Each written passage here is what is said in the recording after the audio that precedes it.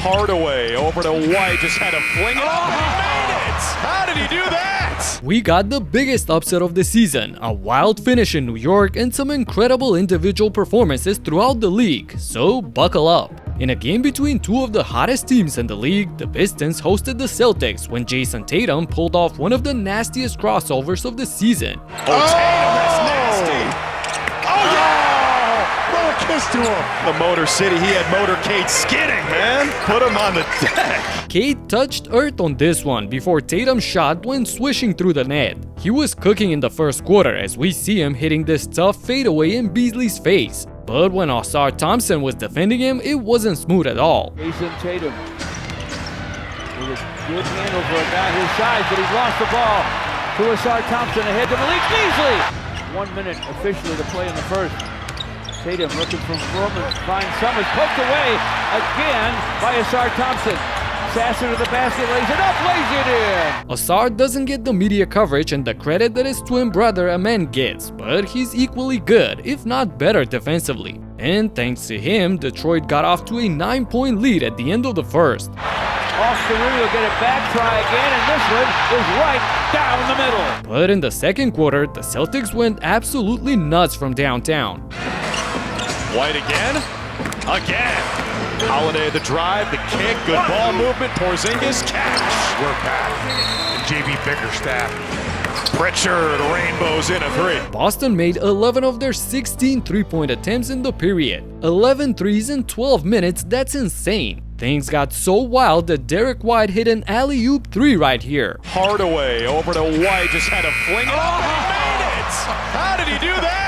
Caught it in the air. This is ridiculous. Of course, they got right back into the game and evened up the score going into the break. However, in the third quarter, we got to witness the laws of balance firsthand because this for three and it's through. Nice job, Tobias Harris on the penetration. Cade finds Hardaway Jr. for three and that is through. The Pistons responded with a lights-out shooting of their own, hitting 3 of 3 from long range to spark a fire in the crowd, leading them to a double-digit lead. And Ausar avenged his teammate by dropping Tatum with a crossover of his own. Crosses him over.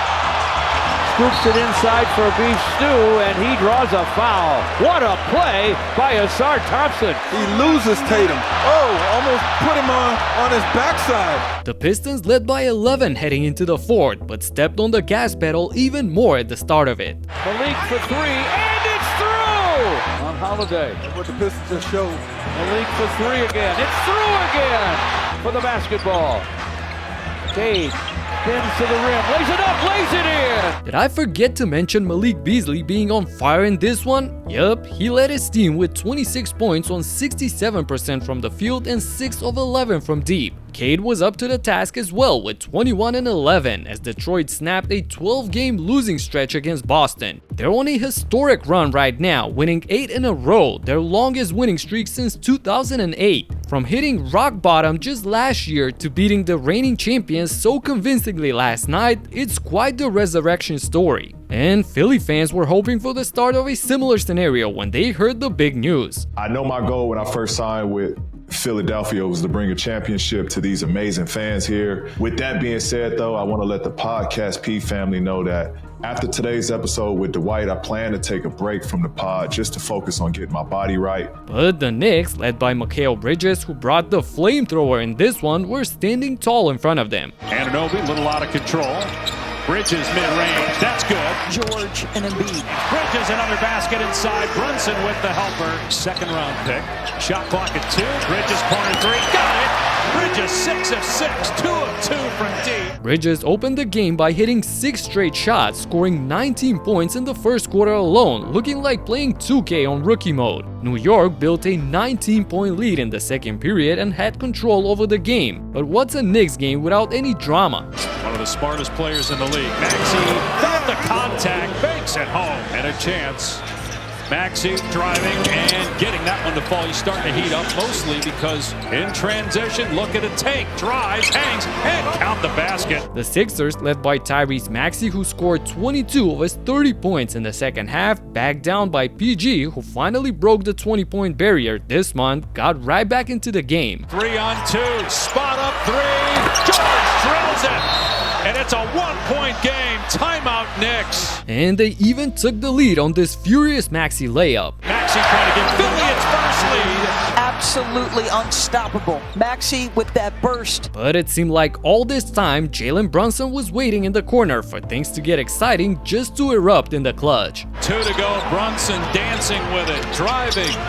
1 on 3. In trouble. Doesn't matter. Finds a way to get it home. Brunson has scored the last 6 points for the Knicks.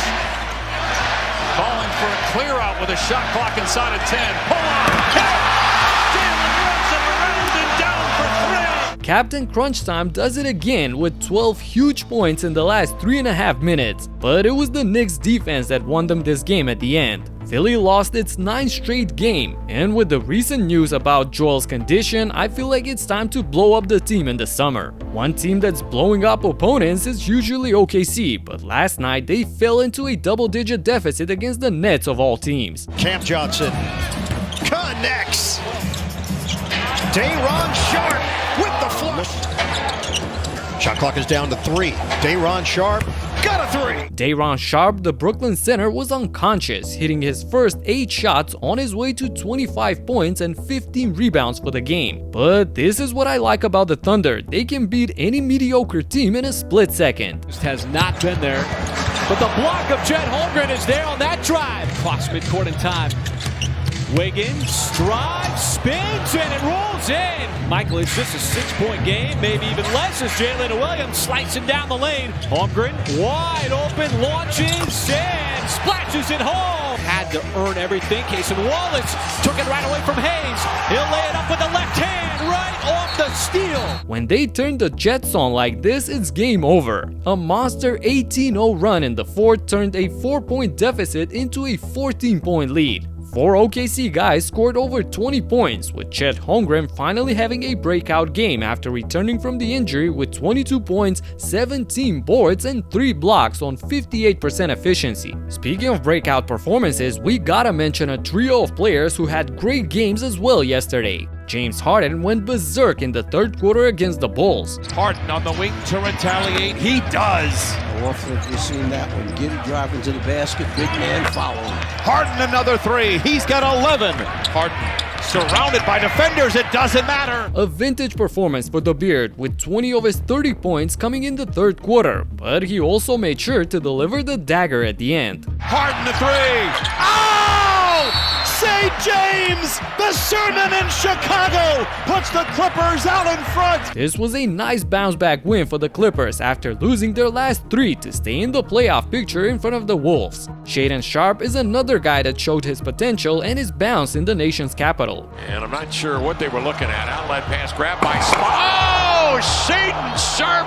Shaedon glancing down the floor as he glides across the timeline, accelerates to the glass, high runner up and in. Back tap, grabbed by Sharpe, right back to the rim, he'll lay it in. Sharpe with a career-high 36 points led the Blazers over the Wizards, as Portland is now just 3 games behind Sacramento for the last play-in spot. And last but not least, Tyrese Halliburton put on a show for the home crowd in the game against the Raptors. That's a good play for the Pacers. Good play for the Pacers. Tried to make that steal. Oh, there's another steal by Halliburton. Well read.